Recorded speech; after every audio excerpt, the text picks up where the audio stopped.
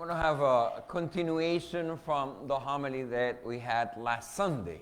Can someone remind me what we talked about last Sunday? Go ahead. We got bats, we got pray for a priest, vocations. Oh, good. All right, let's see. Raise your hand if you pray for vocations this week. Okay. Raise it high. Be proud of it. So that the ones who were not praying will find themselves embarrassed that they forgot to pray for vocations. Okay. Now, last Sunday I shared the bad news that we still don't have the second priest. I hope we were going to get it for July, by July, and that's not the case. But discerning always in whatever happens, whatever bad things, in quotation mark, happens, always discern, okay, what is the potential greater good that God is working through this experience. And I think just by seeing the few hands raising, praying for vocation, I think it's still important that we recognize that we have to pray for that priest.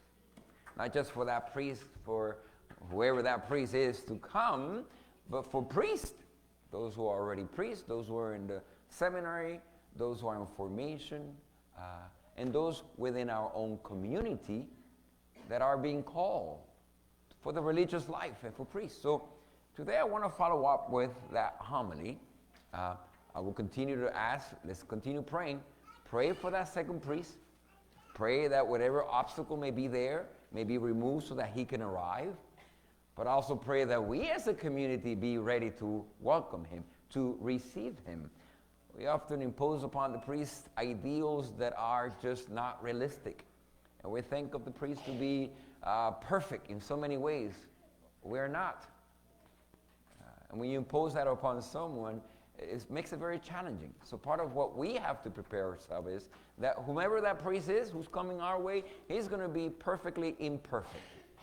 So we have to pray that we be ready to receive this perfectly imperfect priest for us. But then we too are a perfectly imperfect community for him. So in praying, we're preparing the way for that priest to be welcome and for us to be welcoming of that priest and to work with him. Not putting standards or ideals that are not realistic, but accepting what is as what it is, okay? So we have to pray for that. And above all, we have to pray for a harvest to be abundant within our own community. Now, for this week, in the spirit of praying for vocation, I have an exercise for everyone. And trust me, next Sunday I'm going to ask about it. So be one of those who raise their hands saying, oh yes, I did the exercise. Rather than being the ones who are looking at the ones with their hands raised and feeling embarrassed and guilty that you didn't do the homework. You ready for the homework? This is the homework. Yes, continue to pray for vocations. While doing this exercise, I call it the exercise of freedom. This is applicable to many, it's a tool that you can use in your lives for many things. But today I would like to apply this exercise of freedom specifically in regards to the topic of vocation. Once I go through the exercise, hopefully you're learning the skill that then you could apply for whatever other issues you may have to deal in your life. So this is the exercise of freedom. What's it called again? Exercise of freedom. Now, the philosophical foundation for this exercise is to understand the true meaning of freedom. Unfortunately, here in the United States, we've reduced the understanding of freedom to just the freedom of choices. If I have many choices, then I'm free. If I lack the choices, then somehow my freedom is being coerced.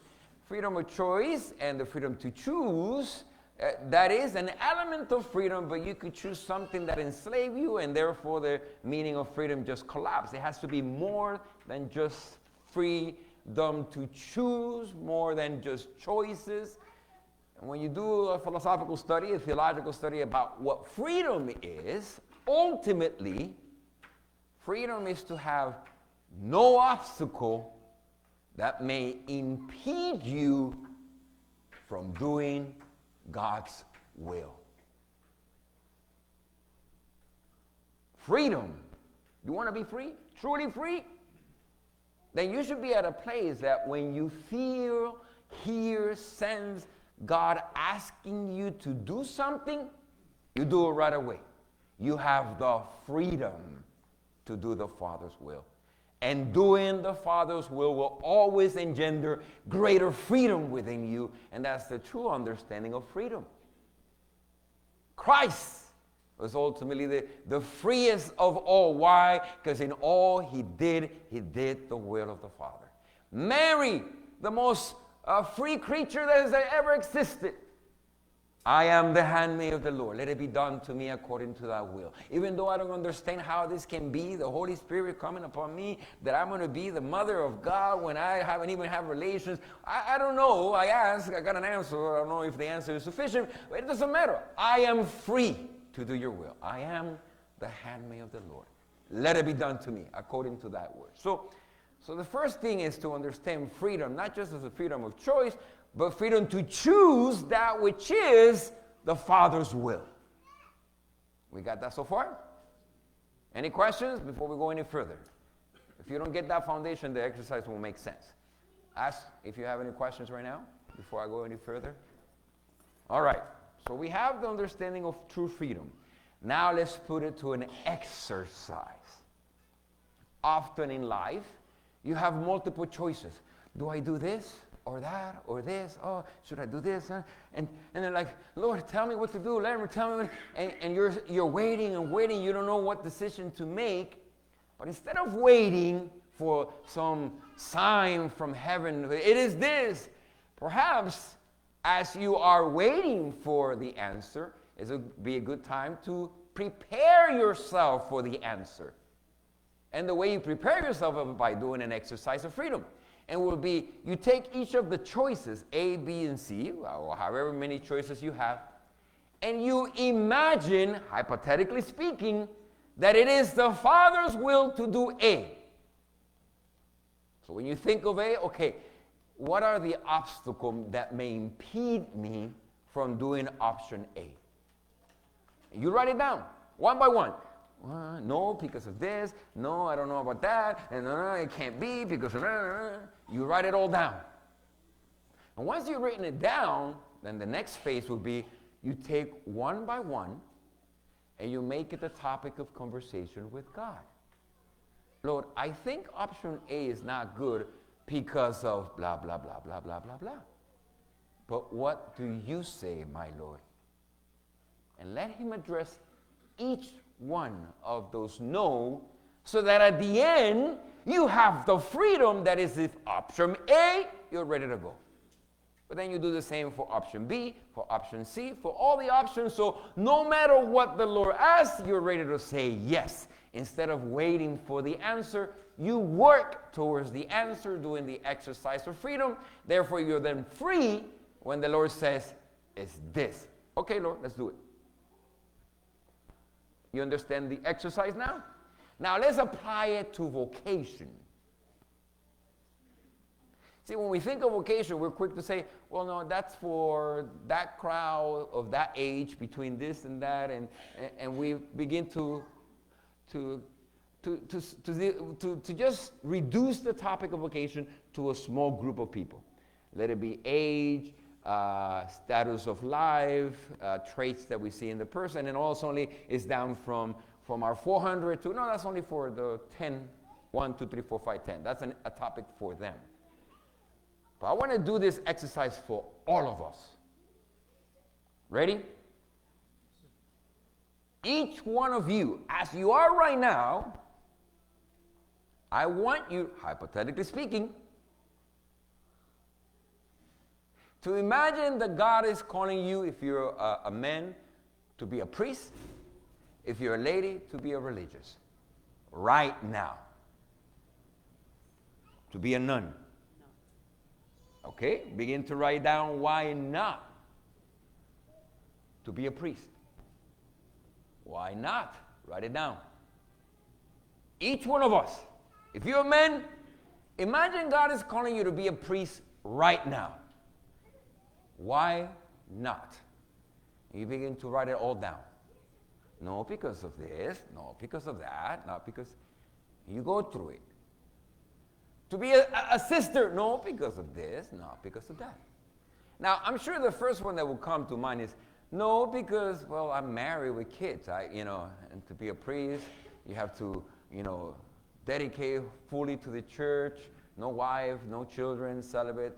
So that won't apply to me. Oh no, I'm just too old. That won't apply to me. Or let's not forget who our patron saint is. Who's our patron saint? In case you didn't know, it's Saint Rita.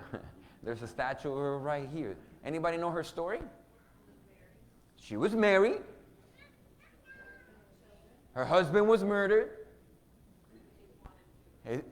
Her kids wanted to get revenge on the one who killed their dad. Rita prayed, Lord, no, let them not commit that mortal sin. Better yet, take them away. Let them get sick and take them away. That's why I was concerned about you sick, And God granted that, took their children. So widow, lost the children, and after being married with children, Saint Rita felt the call for the religious life. Of course, she goes to the convent, and Mother Superior says, no, you're too old, you were married, you have children, you're dealing with grief, and forget it. No, the answer was no. She kept asking because she felt the Lord asking her to go into religious life. And kept asking, and by a great miracle, I think it was St. Augustine and a couple of saints literally took her and put her inside the cloister. There's no way for you to get inside. She only appeared inside the cloister. The Mother Superior says, how do you get here? She said, well, the saints brought me here. And Mother Superior is like, okay, I guess I have to give you a chance. And then became a nun. So she's dressed with a habit, but she was a mother and a wife. What if God is calling you to be a priest? What if He's calling you to be a religious sister? What will be the obstacles? Well, I don't want to lose my spouse. I don't want to lose my children. Remember, we're doing an exercise here. We want to make sure you are free. Let's think about Abraham. God asked something that was ridiculous. Sacrifice your son, your only son. The one that I promised I was going to give you, now I'm taking it away from you. What? I'm sure Abraham had to do the exercise of freedom. And after he went through the whole exercise, no, because of this, no, because of this, and probably for each one, okay, Lord, what about this? And found the answer for each one. He took his son, went up the mountain, has the knife, is ready, okay, this is how free I am to do your will. Wait, you don't have to. You passed the test. You show me that you were faithful. You show me you had the freedom to let go and do my will, whatever it was that I asked of you. You don't have to. Go in peace. Sacrifice the lamb. But do you have the freedom to accept it? Now, when you do this exercise, things are going to emerge of things you put above God. Your husband, your wife, your children, you have placed them above God, before God. They became your gods, your idols. Careful. You should love God above all things, and neighbor as self. So in the exercise of freedom, what begins to come out is some of the bats that may impede our community to bear the fruits of vocations. You all should be free to do the Father's will, as crazy as it may sound. And doing the exercise of freedom will bring to light issues within you that you have to say, well, no, because no. And you begin to grow in freedom.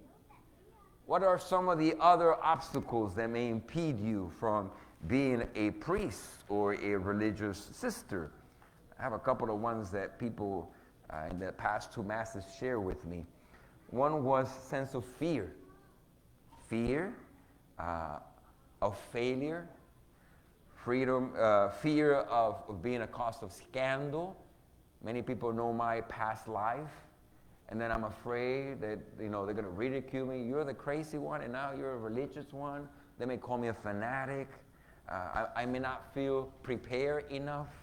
I'm not And all of them, in the end, keep going. If you keep going deeper, in the end, the obstacle is, I feel I'm not worthy, that I'm not good enough, or rather, that I am bad and evil.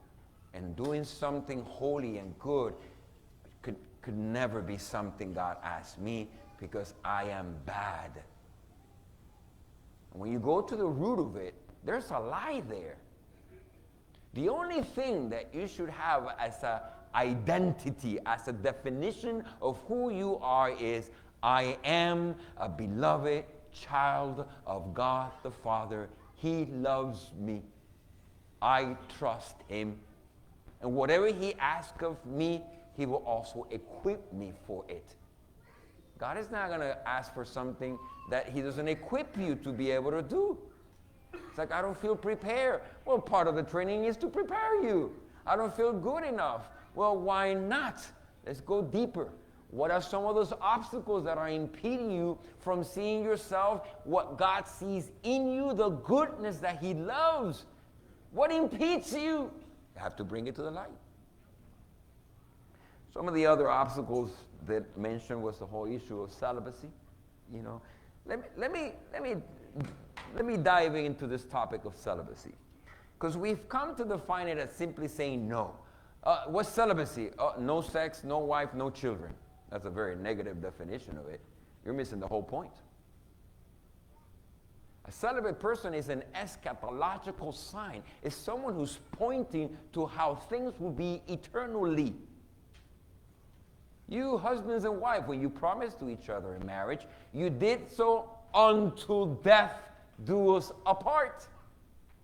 Not for all eternity. Why? Because ultimately it's God who fulfills the nuptial character of your soul. Only God can fully fulfill you. Not your spouse, not your husband, not your wife. Don't make of them an idol. You will be greatly disappointed if you haven't figured it out by now. Depending how many years you have, more of experience, you know that that person cannot fully fulfill all the desires of your soul, because you're created for God, and only God can fulfill them. That spouse is an instrument of God for you to grow and to mature and to fulfill that sense. But ultimately, it's only God who can fulfill it. Therefore, in the sacrament of marriage is until death do us apart, because for all eternity, we are the bride of Christ, and Christ is the bridegroom of our soul. We need people to live as celibates to remind us that our ultimate end is not the earth, it's heaven. We as the bride of the bridegroom, the fulfillment of the purpose we were created for. We need people who begin to live now and begin foreshadowing and anticipating and tasting the heavens on earth, so as to be a source of inspiration and hope for the rest.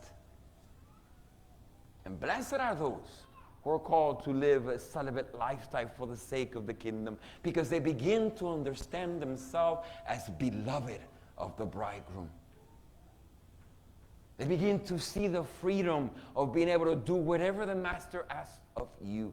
It's a beautiful calling. It's a beautiful gift, and it's beneficial for the entire community. You think if I have wife and kids, I will have the energy and time to do all the things that I've done in the past 2 years in this community? No! My wife would be like, it's time to come home. My kids will be like, Dad, are you going to go to my baseball game, my soccer game? Well, I have to annoy someone who's dying, but Daddy, what about me? And all the dilemma and the crisis, I won't be able to do a quarter of the things that I do. There is a practical reason why, so that I can give myself totally to the Lord and the service of building the kingdom. And that gives me great fulfillment, joy, and happiness. Instead of criticizing it and giving it as only if we get rid of that, the church will be better. I think the church will be worse if we get rid of that. Because there is a purpose for that gift, and it's for the sake of building the kingdom of heaven. No surprise, Paul will say, if you marry, that's good. But if you remain celibate for the sake of the kingdom, if you give yourself totally to the Lord as a priest does or as a religious, you will do better. It's not about what's good and bad.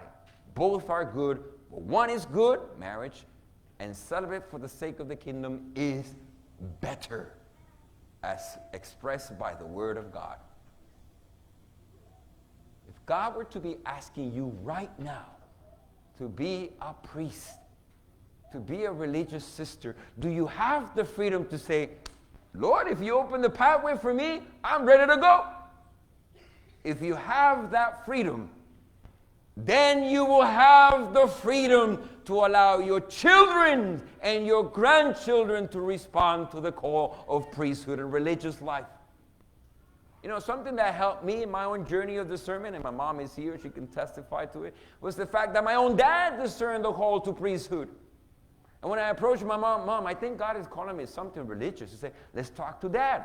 Because he went through something similar. He discerned. He knows what it is to discern. And to speak to my father, I as a son, him as a father, and to see that I didn't know my father at one time was discerning the call to priesthood. Is that something my dad was aspiring for? And now I am being called to something that my dad aspired to and was even discerning if that was a possibility. It opened a whole a whole world for me. And then to talk to my dad, and him able to help me in my discernment rather than being an obstacle.